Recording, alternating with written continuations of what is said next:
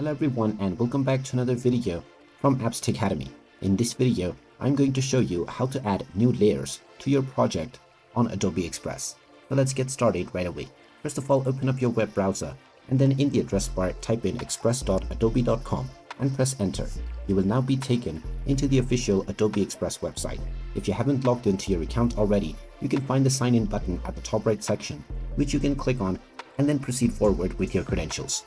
After logging in, you will end up within the homepage, from which you can start working on various different designs.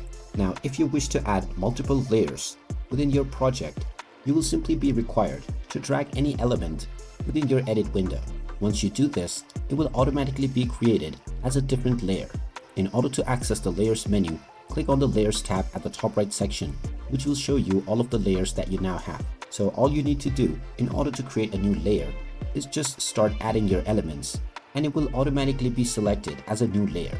You can click on each element and then change its position to send it to the forward or the backward of any frame, or put it behind any other frame. And there you have it.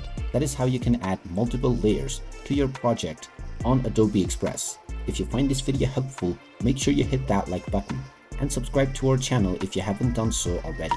Also ring that notification bell to never miss another update from us. Thank you for watching, and I will see you again in the next video.